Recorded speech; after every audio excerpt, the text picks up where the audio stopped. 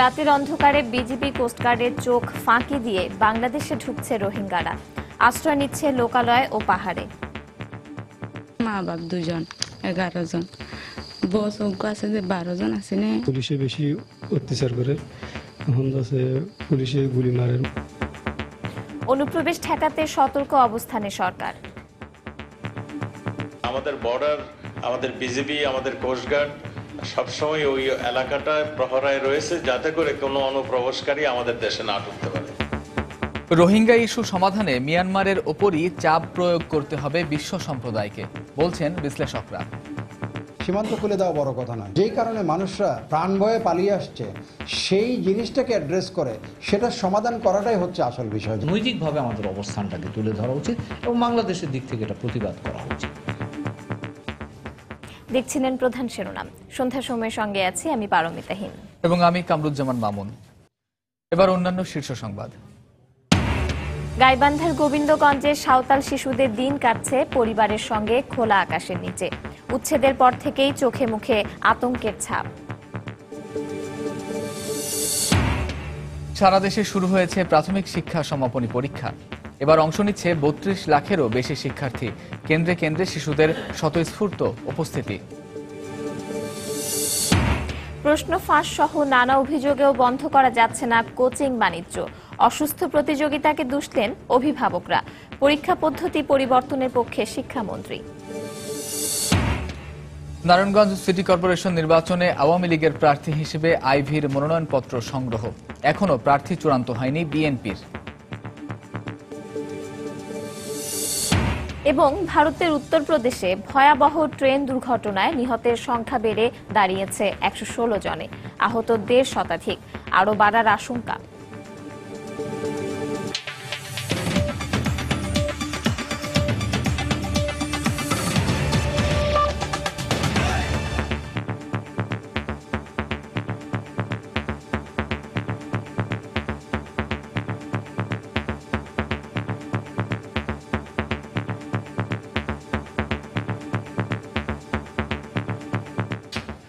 রাতের অন্ধকারে বাংলাদেশে ঢুকে পড়ছে রোহিঙ্গারা। সীমান্তরক্ষীদের চোখ ফাঁকি দিয়ে নাফ নদী পার হয়ে বাংলাদেশে অনুপ্রবেশ করে তারা বিভিন্ন জায়গায় ছড়িয়ে পড়ছে। কেউ আশ্রয় নিচ্ছে পাহাড়ে, কেউ বা লোকালয়ে, অনেকে আবার চলে যাচ্ছে শরণার্থী ক্যাম্পে। এদিকে আইওএম বলছে সমস্যা সমাধানে মিয়ানমারকেই উদ্যোগী হতে হবে। সুজাউদ্দিন রুবেলের পাঠানো তথ্য, মোহাম্মদ ফরাজের ছবি নিয়ে ডেস্ক রিপোর্ট। এভাবেই সময় সংবাদের ক্যামেরায় বাংলাদেশ সীমান্তের বিভিন্ন পয়েন্ট দিয়ে বিজিবি ও কোস্টগার্ডের চোখ ফাঁকি দিয়ে মিয়ানমারের রোহিঙ্গাদের অবৈধভাবে এদেশে ঢুকে পড়ার দৃশ্য ধরা পড়ল। রাতের আধারে নৌকা করে নাফ নদী পাড়ি দিয়ে বাংলাদেশে অনুপ্রবেশ করেছে নারী ও শিশুসহ 20 জন। এরপর তারা পালিয়ে পাহাড়, সীমান্তের বাসিন্দা এবং কেউ কেউ শরণার্থী ক্যাম্পগুলোতে আশ্রয় নিচ্ছে। হারা ভাই বোন 5 জন না, মা বাপ দুজন 11 জন, বস আছে যে 12 জন আছে না। আর তো আজ কিছু মানুষ মারা ধরানো মানে বেড়াইন্দ্র মারিয়ে গত নালা ফেলে মারি মিলিটারির মুখ গলিয়ে গদ্দর বাঁ ফেলে বাদে সামানা দিন নিতার গই নৌকালয়ে আসবেন, বেশি কষ্ট করে আসেন। পুলিশে বেশি অত্যাচার করে, এখন আছে পুলিশে গুলি মারে, মার ঘর পুরা দিলে। জাতিসংঘের শরণার্থী বিষয়ক সংস্থা UNHCR বলছে, রাখাইন রাজ্যে সেনাবাহিনীর অভিযানের মুখে হাজার হাজার মানুষ বাস্তুচ্যুত হয়েছে। এই অবস্থায় মিয়ানমারকেই উদ্যোগী হয়ে সমস্যার সমাধান করতে হবে বলে মনে করেন IOM এর কর্মকর্তা। আন্তর্জাতিক গণমাধ্যমের সূত্রে জানতে পেরেছি যে অনেক লোক সেখানে বাস্তুচ্যুত হয়েছে, কিছু কিছু মানুষ নির্যাতনের শিকার হয়েছে। এই পরিস্থিতিতে প্রথম যেটি প্রয়োজন সেটি তাদের মানবিক সেবাটা নিশ্চিত করা। মায়ানমারের নিজস্ব ভূখণ্ড এবং অভ্যন্তরীণ বিষয়, তারা যদি তাদের নাগরিকদের অধিকার নিশ্চিত করার জন্য চেষ্টা করে তাহলে এই সমস্যাটা কিন্তু আর থাকে না। সেনা অভিযানে 69 জন রোহিঙ্গার মৃত্যুর কথা স্বীকার করেছে মিয়ানমার, তবে এদের সবাইকে সন্ত্রাসী বলে দাবি করেছে দেশটি। সময় সংবাদ, কক্সবাজার। এদিকে স্বরাষ্ট্রমন্ত্রী আসাদুজ্জামান খান কামাল জানিয়েছেন, রোহিঙ্গা অনুপ্রবেশ ঠেকাতে বাংলাদেশ সতর্ক অবস্থানে রয়েছে। অন্যদিকে বিজিবি মহাপরিচালক মেজর জেনারেল আবুল হোসেন বলেছেন, রোহিঙ্গাদের সঙ্গে জঙ্গি ও সন্ত্রাসীদেরও অনুপ্রবেশের আশঙ্কা রয়েছে। এজন্য সতর্ক বাংলাদেশ। দুপুরে নিজ নিজ অফিসে সাংবাদিকদের এসব কথা বলেন তারা।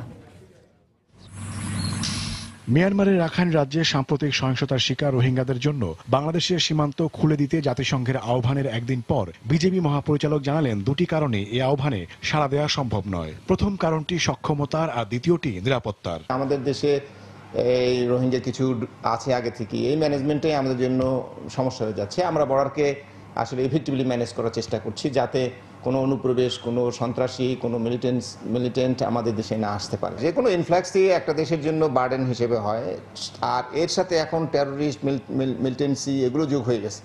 কাজেই আসলে বলা যাবে না যে কি আসতেছে। তো সেই ব্যাপারে তো আসলে লিগ্যাল মানে ইলিগাল ওয়েতে আসতে আমরা দেব না, লিগ্যাল ওয়েতে আসলে মোস্ট ওয়েলকাম। এদিকে রোহিঙ্গা অনুপ্রবেশ ঠেকাতে বাংলাদেশ সতর্ক অবস্থানে রয়েছে জানিয়ে স্বরাষ্ট্রমন্ত্রী বলেছেন, বাংলাদেশ মিয়ানমার সীমান্তের বর্তমান পরিস্থিতি অস্বস্তিকর। সেখানে একটা অস্বস্তিকর চলছে।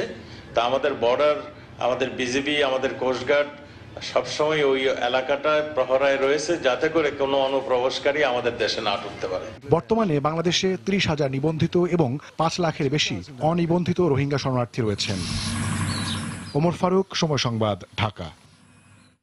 প্রতিবেশী মিয়ানমার থেকে মুসলিম জনগোষ্ঠী রোহিঙ্গাদের অনুপ্রবেশ বাংলাদেশের দীর্ঘদিনের সমস্যা। সীমানা খুলে দিলেই এই সমস্যার সমাধান হবে না, বরং সংকট সমাধানে মিয়ানমারকেই দায়িত্ব নিতে হবে বলে মনে করছেন সাবেক কূটনৈতিক ও আন্তর্জাতিক সম্পর্ক বিশ্লেষকরা। এছাড়া সমস্যার সমাধানে মিয়ানমারের ওপর চাপ প্রয়োগে বিশ্ব সম্প্রদায়ের প্রতি আহ্বান জানিয়েছেন তারা।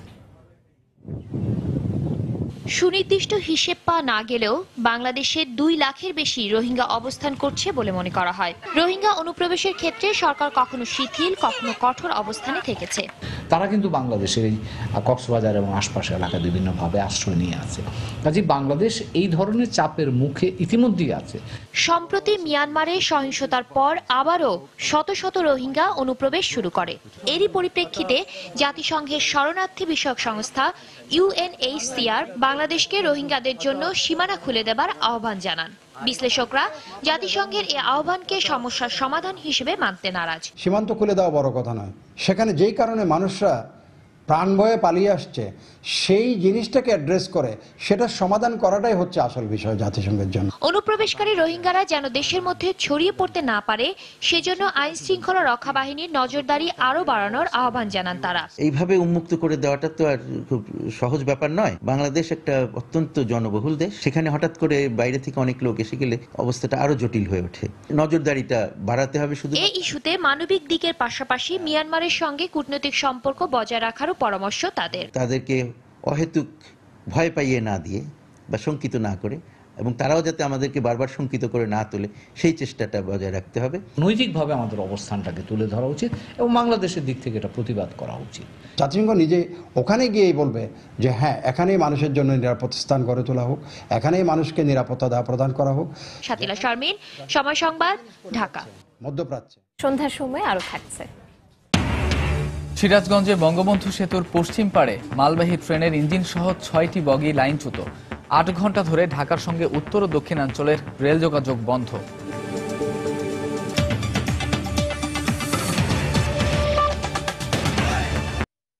শিক্ষার্থীদের স্বতঃস্ফূর্ত অংশগ্রহণে সারা দেশে একযোগে শুরু হয়েছে প্রাথমিক শিক্ষা সমাপনী ও ইবতেদায়ী পরীক্ষা। শিক্ষা জীবনের প্রথমে বোর্ড পরীক্ষায় অংশ নিয়েছে প্রায় 32 লাখ শিক্ষার্থী। সকালে কেন্দ্র পরিদর্শন করে প্রাথমিক ও গণশিক্ষামন্ত্রী মোস্তাফিজুর রহমান জানালেন, প্রশ্নপত্র ফাঁস রোধে কঠোর ব্যবস্থা গ্রহণের কারণেই নির্বিঘ্নে পরীক্ষা দিতে পারছে শিশুরা। ক্ষুদে শিক্ষার্থীদের প্রথম বড় পরীক্ষা। শিক্ষা জীবনের প্রথমে পরীক্ষায় অংশ নিতে বেশ আগে থেকে অভিভাবকদের সঙ্গে পরীক্ষা কেন্দ্রে আসতে থাকে তারা। এবছর পরীক্ষায় অংশ নিচ্ছে প্রায় 32 লাখ পরীক্ষার্থী। বেলা 11টা বাজতেই শুরু হয় প্রথম দিনের ইংরেজি পরীক্ষা। তখন বাইরে অপেক্ষারত স্বজনরা। মা বাবার যে কর্তব্য একটা ভরসা দেওয়ার, ভালো পড়াশোনা করার, সেটাই। প্রস্তুতি ভালোই নিচ্ছে, এখন যদি দিতে পারে প্রশ্ন বুঝে। ফার্স্ট ওর জীবনের এই পরীক্ষা, বোর্ড পরীক্ষা, যতটুকু দোয়া করি ভালো পরীক্ষা দিই। টেনশন আমারও একটু হচ্ছে, কারণ বাচ্চার প্রথম পরীক্ষা। 11:30টায় কেন্দ্র পরিদর্শনে এসে প্রাথমিক ও গণশিক্ষামন্ত্রী জানালেন, পরীক্ষা সুষ্ঠু করতে প্রশ্ন ফাঁস রোধে কঠোর ব্যবস্থা নেওয়া হয়েছে। যারা অপকর্মটি করছে তাদের বিরুদ্ধে প্রতিরোধ গড়ে তোলা, এবং এটা আপনারা নিজেরাও লক্ষ্য করছেন যে এখন আর যে প্রশ্নপত্র আগের রাতে ফাঁস হয়েছে, অমুক হয়েছে, তমুক হয়েছে, এই সমস্ত গল্প নাই বললেই চলে। 2.5 ঘন্টার পরীক্ষা শেষে বেলা 1:30টায় হল থেকে বের হয়ে আসে শিক্ষার্থীরা। প্রথম দিনের পরীক্ষা আশানুরূপ হয়েছে বলে জানায় তারা। সবই কমন পড়ছে, আমার কাছে অনেক সহজ লেগেছে পরীক্ষা অনেক ভালো দিয়েছি, প্রশ্ন অনেক সহজ আসছে। বাবা মা আমাকে অনেক সাহায্য করে, টিচাররা অনেক সাহায্য করে। আমার ভালো লাগছে যে আমি এত বড় একটা পরীক্ষা দিয়েছি। কোনো ভয়টা পেয়েছো? না, কোনো ভয় নেই, জাস্ট পরীক্ষা দিলাম। সবকিছু কমন পড়েছে, সব সহজ এসেছে, সবাই পেরেছে। রোববার শুরু হওয়া এই পরীক্ষা শেষ হবে 27 নভেম্বর। পরীক্ষা শেষের 1 মাসের মধ্যেই ফল প্রকাশের কথা রয়েছে। বড় হয়ে দেশ এবং সমাজের জন্য ভালো কিছু করার প্রত্যয় খেলা করছিল ক্ষুদে এসব পরীক্ষার্থীদের চোখে মুখে। আর বড় হওয়ার ক্ষেত্রে প্রথম ধাপের এই পরীক্ষা খুব ভালোভাবেই দিতে পেরেছে তারা। আর এজন্য বাবা মা এবং শিক্ষকদের প্রতি কৃতজ্ঞতা জানিয়েছে তারা। ফয়সাল মোর্শেদ, সময় সংবাদ, ঢাকা। স্কুলের পরীক্ষার প্রশ্নপত্র পুরোপুরি মিলে যাওয়া, বোর্ড পরীক্ষায় প্রশ্নপত্র বিক্রি ও ফাঁস সহ নানা সময়ে নানা অভিযোগ উঠেছে কোচিং সেন্টারের বিরুদ্ধে। তাই সরকারের পক্ষ থেকে কয়েক বছর ধরেই কোচিং সেন্টার সম্পূর্ণভাবে বন্ধ করে দেওয়ারও পদক্ষেপ নিতে দেখা গেছে। এত কিছুর পরেও কেন এখনো লাখ লাখ শিক্ষার্থী দ্বারস্থ হচ্ছে নামে বেনামে চলা কোচিং সেন্টারে? কারণ খোঁজার চেষ্টা করেছেন শাতিলা শারমিন। সকাল 11টা, রাজধানীর কোনো বিদ্যালয় ছুটির দৃশ্য নয়, বরং নগরীর একটি নামকরা বিদ্যালয়ের পাশে কোচিং সেন্টারের শিক্ষার্থীরা। তাদের কাছে প্রশ্ন ছিল, বিদ্যালয় আর কোচিং সেন্টারের পড়াশোনার পার্থক্যটা কেমন। পরীক্ষাতে যেগুলো আসবে ওগুলো সাজেশন দেয়, ছাত্র সংখ্যা আমরা পরীক্ষায় সেগুলো লিখি, সেগুলো পরীক্ষায় লিখে আমরা ফুল মার্কস পাই। মডেল কোশ্চেনগুলো আছে সেগুলো দেখায়, পরীক্ষা নেয়, মডেল টেস্ট নেয়। প্র্যাকটিস করতে করতে দেখা যায় যে এসএসসি বা এইচএসসি তে ভালো রেজাল্ট করা যায়। জিপিএ 5 না পেলে ভর্তি ভালো চান্স পাবে না, ভালো জায়গায় হয় না, মানে এই জাতীয় একটা চাপ তৈরি হয়। সন্তানের ভবিষ্যতের জন্য জিপিএ 5 পাওয়ার অসুস্থ প্রতিযোগিতা আর বিদ্যালয় কোচিং এর জাতাকলে পৃষ্ঠ হচ্ছেন অভিভাবকেরা। যখন আমরা দেখি যে না স্কুলে পড়াচ্ছে না, কোচিং এ আমাদেরকে যেতেই হচ্ছে। কোচিং এ আপনার সিট দিচ্ছে, বাসায় অনেক বাচ্চারা পড়তে চায় না, তারপর এটা কোচিং এ অনেকে কমপ্লিট করে দেয়। হয়তো 90 পাচ্ছে, সে চিন্তা করছে আরেকজন 95 পেল, আমার বাচ্চা কেন 95 পাচ্ছে না। এখন সিচুয়েশনটা এমন হয়েছে, আমরা সবাই শুধু নাম্বার চাচ্ছি। সবার বাচ্চাকেই ফার্স্ট হতে হবে, 98 পেতে হবে, 99, কেউ 70 পাওয়া যাবে না। আমাদের ভিতরে একটা প্রতিযোগিতা এরকম, যে অমুকের ছেলে কোচিং এ দিচ্ছে, অমুকের ছেলে কোচিং এ দিচ্ছে, আমি কারো দিচ্ছি না। টিচারদের উপর যে সিলেবাস শেষ করার একটা প্রেশার, টিচাররাও গিয়ে শাসন না করে পারে না। বিদ্যালয়ের শিক্ষকদের আন্তরিকতার সঙ্গে পাঠদান না করাকেই কোচিং চালানোর বৈধতা হিসেবে জাহির করতে চাইছে কোচিং সেন্টারগুলো। স্কুল শিক্ষকরা কিন্তু আসলে কোচিং তেমন করে না, তারা ব্যাচ টোটালি ব্যাচ করে, ব্যাচটাকে এখন কোচিং এর নামে চলতেছে। এদিকে জটিল শিক্ষা ব্যবস্থার অংশ হয়ে যাওয়া কোচিং সেন্টার রাতারাতি বন্ধ করা সম্ভব নয় বলে মনে করেন শিক্ষকেরা। কারিকুলামে যে সময়টা নির্ধারণ করা হয়েছে তার চেয়ে আমরা প্রায় প্রতি বিষয়ই 100 থেকে 140 মিনিট কম পড়াচ্ছি। যতটুকু সময় দরকার হবে কারিকুলামে কিন্তু সেটাই বলা হয়েছে। তারপরেও এই অসঙ্গতিটা কেন, এর জবাবই কিন্তু আমাদের কোচিংগুলো। শিক্ষামন্ত্রী জানালেন, কোচিং সেন্টার পুরোপুরি বন্ধ করার পদক্ষেপ থেকে সরে এসেছে সরকার। যদি না পড়াইতে পারেন তার চাকরি থাকার কারণ নেই, অযোগ্য প্রমাণ হিসাবে তার চাকরি চলে যাবে বা ব্যবস্থা নেওয়া হবে। সত্যিই কঠিন কিনা হয়ে গেছে কিনা, বেশি হয়ে গেছে কিনা, কি ব্যবস্থা নেওয়া উচিত। এই যে পরীক্ষা পদ্ধতিটা চলবে না, তো আমি বলেই আসতেছি যে আমাদের সংস্কার করতেই হবে। এ বিষয়ে নতুন আইন আসছে বলেও জানান শিক্ষামন্ত্রী। শাতিলা শারমিন, সময় সংবাদ, ঢাকা। গাইবান্ধার গোবিন্দগঞ্জে উচ্ছেদের পর থেকে পরিবারের সঙ্গে আদিবাসী শিশুদের দিন কাটছে খোলা আকাশের নিচে। বাবা মায়ের হাত ধরে পালিয়ে বাঁচলেও শিশুদের চোখে মুখে এখনো রয়ে গেছে আতঙ্কের ছাপ। এদিকে কোমলমতি শিশুদের মন থেকে ভয়াবহ স্মৃতি মুছে দেওয়ার চেষ্টায় ঢাকা থেকে একদল স্বেচ্ছাসেবক সেখানে গিয়ে কাজ শুরু করেছেন। গাইবান্ধা থেকে হেদায়েতুল ইসলাম বাবুর তথ্য ও ওবায়দুল ইসলামের ছবি নিয়ে ডেস্ক রিপোর্ট। উচ্ছেদের সময় ঘরবাড়িতে যখন আগুন জ্বলছিল তখন কোনো মতে কোলের শিশুকে নিয়ে পালিয়ে পাশের মাদারপুর সাঁওতালপল্লীতে আশ্রয় নেন পারভিন টুডু। তার মতো অন্য মায়েরাও সেদিন বিভীষিকাময় পরিস্থিতি থেকে সন্তানদের নিয়ে পালিয়ে বাঁচেন। ঘরবাড়িতে যখন আগুন জ্বালিয়ে পুড়িয়ে দিল তখন আমরা কিছু মনে করে বাঁচাইতে পারলাম না, শুধু এই বাচ্চাকে নিয়ে আমি চলে আসলাম। খেলার জিনিস, আমার বই খাতা সব পড়ে ছাই হয়েছে, সব মানুষ দৌড়াচ্ছে আর আমি আর আমার মা আমরা পালাচ্ছি। মানবাধিকার কর্মীরা বলছেন, এমন দুঃসহ স্মৃতি ভবিষ্যতে এসব শিশুদের মানসিক বিকাশে বাধা হয়ে দাঁড়াবে। বাচ্চাদের সাথে কথা বলেছি, তাদের মনের মধ্যে যে আতঙ্ক সৃষ্টি হয়েছে, তাদের মনের মধ্যে এখনো তারা ভয়ে চিৎকার করে, আটকে ওঠে। এটা তাদের শিশু মনের মধ্যে অনেক বড় একটা দাগ কেটেছে, যেটা হয়তো তারা কোনোদিনই ভুলতে পারবে না। এদিকে খেলাধুলা আর আড্ডার মধ্যে দিয়ে শিশুদের মন থেকে আতঙ্ক আর ভয় দূর করতে ঢাকার বিদ্যানন্দ ফাউন্ডেশনের স্বেচ্ছাসেবকরা সময় দিচ্ছেন তাদের। প্রথমে পড়াশোনা করাই, 6 জন বিভিন্ন গ্রুপ ওয়াইজ হয়ে পরবর্তীতে আমরা এদের সাথে খেলাধুলা করি, যাতে এরা স্বাভাবিক হতে পারে এবং এদের ভিতরে যে একটা ভীতি কাজ করেছিল সেটা যাতে আর না থাকে, সেই জন্য আমরা বেসিক্যালি এখানে আসা। পূর্বপুরুষদের ভিটেমাটি দাবি করে গত 1 জুলাই সাহেবগঞ্জ ইক্ষু খামারে সাঁওতালরা বসতি গড়ে তোলে। গত 6 নভেম্বর আখ কাটাকে কেন্দ্র করে রংপুর সুগার মিলের শ্রমিকদের সঙ্গে সাঁওতালদের সংঘর্ষ হয়। সেদিনই সাঁওতালদের উচ্ছেদ করে প্রশাসন। সময় সংবাদ, গাইবান্ধা। দাম্ভিকতা ও একচোখা নীতি পরিহার করে সংলাপের মাধ্যমে দেশের বর্তমান পরিস্থিতি ও নির্বাচন প্রক্রিয়া নিয়ে সৃষ্ট জটিলতা নিরসন করতে সরকারের প্রতি আহ্বান জানিয়েছে বিএনপি। বিকেলে রাজধানীর ইঞ্জিনিয়ার্স ইনস্টিটিউটে আয়োজিত এক আলোচনা সভায় এ আহ্বান জানান দলের মহাসচিব মির্জা ফখরুল ইসলাম আলমগীর। এ সময় তিনি বলেন, সুষ্ঠু নির্বাচন হলে পরাজয় নিশ্চিত জেনে বিএনপির দেয়া প্রস্তাব বারবার প্রত্যাখ্যান করছে আওয়ামী লীগ। সুষ্ঠু নির্বাচন যদি হয়, অবাধ নির্বাচন যদি হয়, তাহলে তারা কোনো দিনই ক্ষমতায় আসতে পারবে না। সেই জন্যই তারা এই প্রপোজালকে, এই প্রস্তাবকে তারা নাকচ করে দিয়েছে। সুস্পষ্ট জায়গায় নিয়ে আসুন, কোন জায়গায় সমস্যা আছে সেটা চিহ্নিত করুন, সেটা নিয়ে আলোচনা করে সমস্যার সমাধান করার চেষ্টা করুন। এটা নিয়ে আমরা কথা বলতে পারি, এটা নিয়ে আপনার আমাদের বিভিন্ন যে পক্ষগুলো আছে সেই পক্ষগুলো কথা বলতে পারে এবং একটা জায়গায় এসে উপস্থিত হতে পারে। সরকারকে আহ্বান জানাতে চাই, দাম্ভিকতা পরিহার করুন, মানুষের ভাষা বোঝার চেষ্টা করুন। মানুষ এখন মুক্তি চায়।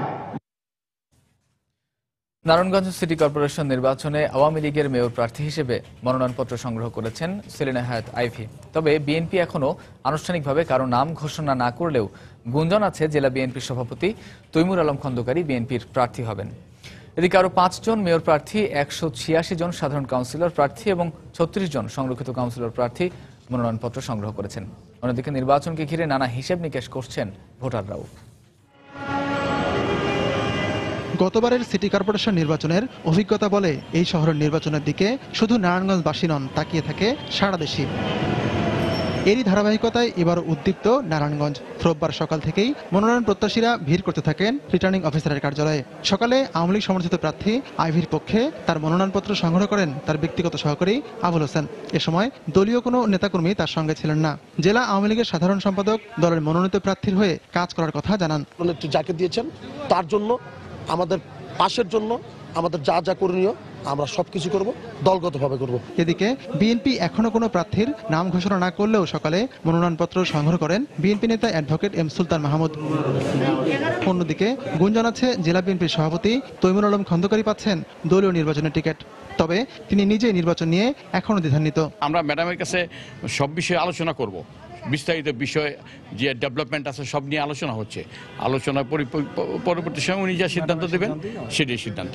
জাতীয় পার্টি সেলিম ওসমান বলেছেন নির্বাচনের জন্য তার দল পুরোপুরি প্রস্তুত। জাতীয় পার্টি প্রস্তুত আছে, জাতীয় পার্টি প্রস্তুত থাকবে। নমিনেশনের ক্ষেত্রে যদি কোনো রকম আইনগত বাধার সৃষ্টি হয়ে যায়, তার নির্বাচনের যেন সঠিকভাবে হয়, জাতীয় পার্টি সেই নির্বাচনে অংশগ্রহণ করবে। আমরা কয়েকজনের প্রিপারেশন থাকবে, যাকে বই দিতে হবে তার নাম প্রকাশ হয়ে যাবে। নির্বাচনী উত্তাপের হাওয়া লেগেছে সাধারণ ভোটারদের মধ্যে। পরিকল্পিত নগরী করতে যোগ্য প্রার্থীকেই ভোট দেবেন তারা। সুষ্ঠু সুন্দর নারায়ণগঞ্জ গঠনের জন্য নিরপেক্ষ একটা ব্যক্তি চাই মেয়র হিসাবে। সিদ্ধিরগঞ্জে যেমন এই মিজমিজিতে কিছু রাস্তাঘাটের উন্নয়ন করা জরুরি।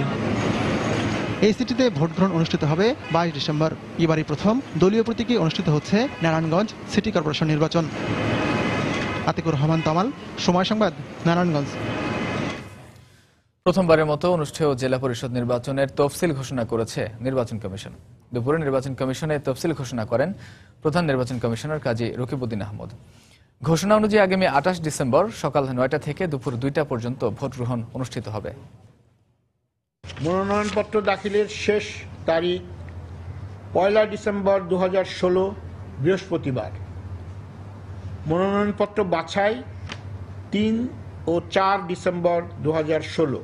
মনোনয়নপত্র বাছাইয়ের বিরুদ্ধে আপিল দায়ের 5 থেকে 7 ডিসেম্বর, আপিল নিষ্পত্তি 8 থেকে 10 ডিসেম্বর 2016, প্রার্থিতা প্রত্যাহারের শেষ তারিখ 11 ডিসেম্বর 2016 রবিবার, প্রতীক বরাদ্দ 12 ডিসেম্বর 2016, ভোট গ্রহণ 28 ডিসেম্বর 2016 বুধবার।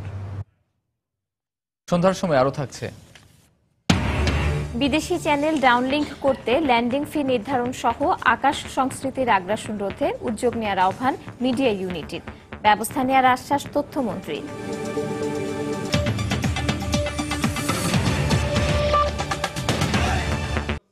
সিরাজগঞ্জে বঙ্গবন্ধু সেতুর পশ্চিম পাড়ে মালবাহী ট্রেনের ইঞ্জিন সহ 6টি বগি লাইনচ্যুত হয়ে বন্ধ রয়েছে ঢাকার সঙ্গে উত্তরাঞ্চল ও দেশের দক্ষিণ পশ্চিমাঞ্চলের রেল যোগাযোগ। রেলওয়ে পুলিশ জানায় বেলা 12টার দিকে দিনাজপুর থেকে ঢাকাগামী মালবাহী একটি ট্রেন সায়দাবাদ এলাকায় মনসুর আলী রেল স্টেশনে এসে পৌঁছায়। বঙ্গবন্ধু সেতুতে ওঠার ঠিক আগ মুহূর্তে ইকো পার্ক এলাকায় ট্রেনটির ইঞ্জিন সহ 6টি বগি লাইনচ্যুত হয়। এতে বন্ধ হয়ে যায় উত্তরাঞ্চল ও দেশের দক্ষিণ পশ্চিমাঞ্চলের সঙ্গে রাজধানী সহ সারা দেশের রেল যোগাযোগ। পরে ঈশ্বরদী থেকে একটি রিলিফ ট্রেন ঘটনাস্থলে পৌঁছে উদ্ধার তৎপরতা শুরু করে। এদিকে ট্রেন চলাচল বন্ধ হয়ে যাওয়ায় টাঙ্গাইল ঘারিন্দা স্টেশন ও বঙ্গবন্ধু সেতু পূর্ব স্টেশনে একতা এক্সপ্রেস ও নীলসাগর এক্সপ্রেস ট্রেন দুটি আটকা পড়েছে। দীর্ঘ সময় স্টেশনে অপেক্ষায় থাকা যাত্রীদের দুর্ভোগে পড়েছেন যাত্রীরা।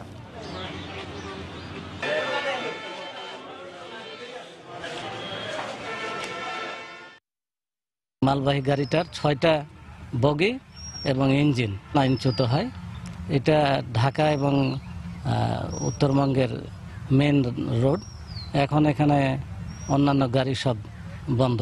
শীঘ্রই আমরা পিছনের যে রেক আছে, যেটা অন রেল আছে, এটা আমরা সরাই দিয়ে তারপরে লিফটেন দিয়ে আমরা উদ্ধার কাজ সম্পন্ন করব। বিদেশি চ্যানেল বাংলাদেশে ডাউনলিংক করার জন্য ল্যান্ডিং ফি নির্ধারণ সহ আকাশ সংস্কৃতির আগ্রাসন রোধে তথ্যমন্ত্রীর হস্তক্ষেপ কামনা করেছেন মিডিয়া ইউনিট নেতৃবৃন্দ। এসব চ্যানেল ডাউনলিংক ও বিদেশি চ্যানেলে বিজ্ঞাপন প্রচারের ক্ষেত্রে আইনে যা রয়েছে তা যথাযথভাবে কার্যকর করা হবে বলে জানিয়েছেন তথ্যমন্ত্রী হাসানুল হক ইনু। টেলিভিশন মালিক, শিল্পী ও কলাকুশলীদের সংগঠন মিডিয়া ইউনিটি নেতৃবৃন্দের সঙ্গে সচিবালয়ে বৈঠক শেষে এ আশ্বাস দেন মন্ত্রী।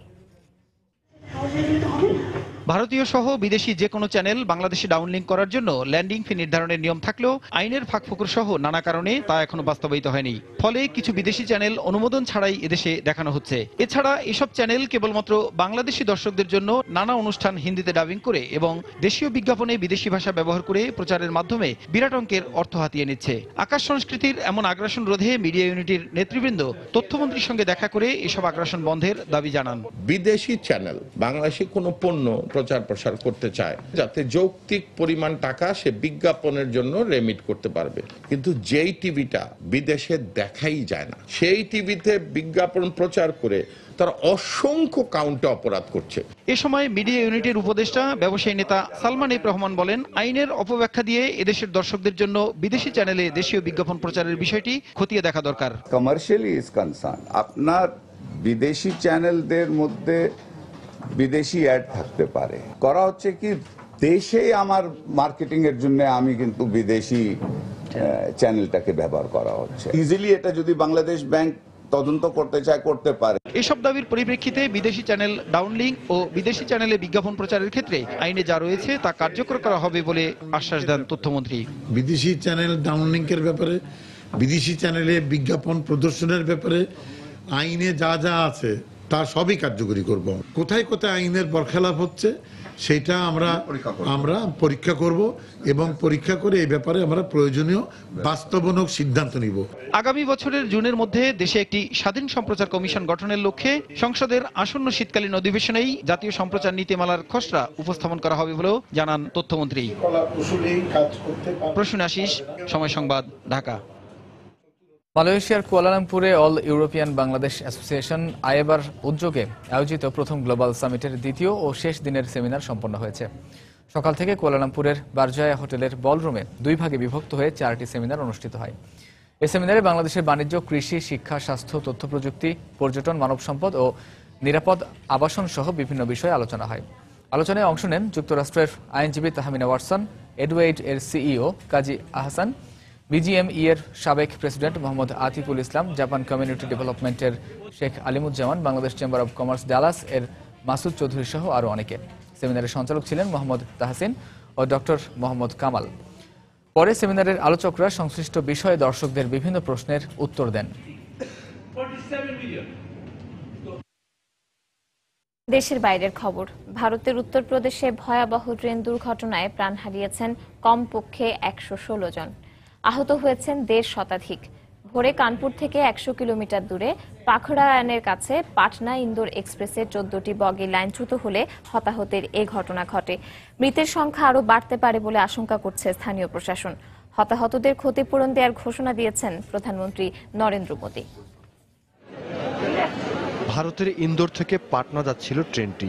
রোববার ভোর 3টার দিকে মালাসার ও পুখরায়া স্টেশনের মাঝে লাইনচ্যুত হয় ট্রেনটির 14টি বগি। ট্রেনের S2 কামরাটি সবচেয়ে বেশি ক্ষতিগ্রস্ত হয়েছে বলে জানান উত্তর মধ্যাঞ্চল রেলওয়ের মুখপাত্র বিজয় কুমার। শীতাতপ নিয়ন্ত্রিত 4টি বগিও লাইনচ্যুত হয়েছে। হঠাৎ প্রচন্ড একটা ঝাঁকুনি খায় ট্রেন, এতে আমার মাথা ট্রেনের মেঝেতে ধাক্কা লাগে। এখন পর্যন্ত আমার 4 জন সহযাত্রী নিখোঁজ রয়েছে। ভারী যন্ত্রপাতির সাহায্যে উদ্ধার অভিযান অব্যাহত রেখেছে কর্তৃপক্ষ। ঘটনাস্থলে ছুটে গেছেন রেলের উচ্চপদস্থ কর্মকর্তারাও। ভারী সংখ্যা में एम्बुलेंस अभी मौजूद है।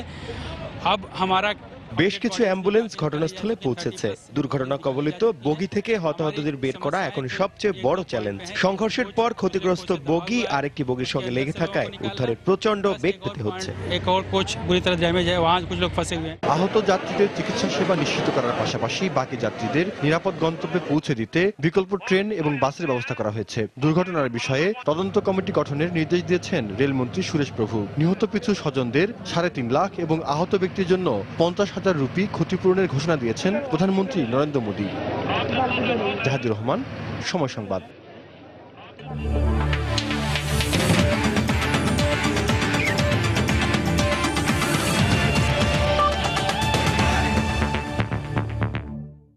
বাংলাদেশ প্রিমিয়ার লিগ ক্রিকেটের খবর। দিনের একমাত্র ম্যাচে মুখোমুখি হয়েছে বরিশাল বুলস ও খুলনা টাইটান্স। আগে ব্যাট করে মাহমুদুল্লাহর ব্যাটিং নৈপুণ্যে স্কোরবোর্ডে 151 রান তোলে খুলনা। জবাবে ব্যাট করতে নেমে শেষ খবর পাওয়া পর্যন্ত বরিশালের সংগ্রহ বিনা উইকেটে 0 রান। টস হেরে ব্যাট করতে নামা খুলনার শুরুটা ভালো হয়নি। তাজুলের শিকার হয়ে দলীয় 24 রানে ফিরে যান 2 ওপেনার ফ্লেচার ও হাসানুজ্জামান। তবে গেল ম্যাচে দারুণ ব্যাট করা মাহমুদুল্লাহর ব্যাটে ঘুরে দাঁড়ায় খুলনা। তাকে ভালো সঙ্গ দিয়ে যান রিকি ওয়েলসেলস। তৃতীয় উইকেটে তারা যোগ করেন 53 রান। 26 বলে 44 রানের মারকুটে ইনিংস খেলে ফিরে যান মাহমুদুল্লাহ। এরপরই রান আউটের ফাঁদে পড়ে আউট হন শুভাগত হোম। তবে ওয়েসেলসের 40 রানে লড়াই করার মতো পুঁজি পায় স্টুয়ার্ট লর দল। শেষ পর্যন্ত আরিফুল হক 26 রানে অপরাজিত থেকে দলকে 151 রানের স্কোর এনে দেন। বরিশালের হয়ে তাইজুল নেন 3 উইকেট। জবাবে বরিশালের হয়ে ইনিংসের সূচনা করেছেন জীবন মেন্ডেস ও Fazle Rabbi. Well, an exciting match is going on between the two strong teams, so let's take you all back. Oh, he's played it onto the stumps. Yeah, well watched at the end. He was already down the wicket. And decides, no, it's not quite there to get it away through the offside or pick up a boundary. Waits on that one. That's wise. You've hit that big shot. You don't want to hit everything out of the ground.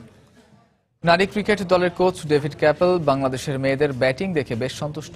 তিনি জানান, মেয়েদের Asia কাপের আগে কিছু প্রস্তুতি match খেললেই বোঝা যাবে দলের কন্ডিশন। নতুন অধিনায়ক রুমানা যেভাবে দায়িত্ব নিয়েছেন তা দেখে বেশ খুশি ক্যাপেল। দলটা রুমানার অধিনায়কত্বে বেশ ভালো করছে, সে দায়িত্ব বুঝে নিতে সক্ষম হয়েছে। আমি ব্যাটিংটা বেশ মন দিয়ে দেখেছি, টেকনিক ও স্কিল দারুণ। শুধু শট সিলেকশনে নজর দিলেই দলটা ব্যাংককে ভালো করবে। মেয়েদের টি-20-তে সর্বোচ্চ দলীয় সংগ্রহ যেখানে 117, প্রস্তুতি ম্যাচে আমাদের মেয়েরা 150 রানও করেছে। আমাদের জন্য হুমকি হয়ে দাঁড়াতে পারে ভারত। তাদের দলটাই এখন এশিয়াতে সবচেয়ে শক্তিশালী। সন্ধ্যার সময়ের এ পর্যায়ে শীর্ষ সংবাদ জানিয়ে দিচ্ছি আরেকবার। রাতের অন্ধকারে বিজিবি কোস্টগার্ডের চোখ ফাঁকি দিয়ে বাংলাদেশে ঢুকছে রোহিঙ্গারা। অনুপ্রবেশ ঠেকাতে সতর্ক অবস্থানে সরকার, জানালেন স্বরাষ্ট্রমন্ত্রী। সারা দেশে শুরু হয়েছে প্রাথমিক শিক্ষা সমাপনী পরীক্ষা। এবার অংশ নিচ্ছে 32 লাখেরও বেশি শিক্ষার্থী। কেন্দ্রে কেন্দ্রে শিশুদের স্বতঃস্ফূর্ত উপস্থিতি। প্রশ্ন ফাঁস সহ নানা অভিযোগেও বন্ধ করা যাচ্ছে না কোচিং বাণিজ্য। অসুস্থ প্রতিযোগিতাকে দোষলেন অভিভাবকরা। পরীক্ষা পদ্ধতি পরিবর্তনের পক্ষে শিক্ষামন্ত্রী।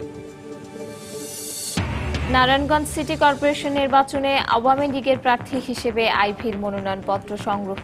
এখনও প্রার্থী চূড়ান্ত হয়নি বিএনপি। এবং ভারতের উত্তরপ্রদেশে ভয়াবহ ট্রেন দুর্ঘটনায় নিহতের সংখ্যা বেড়ে দাঁড়িয়েছে 116 জনে। আহতদের শতাধিক আরও বাড়ার আশঙ্কা।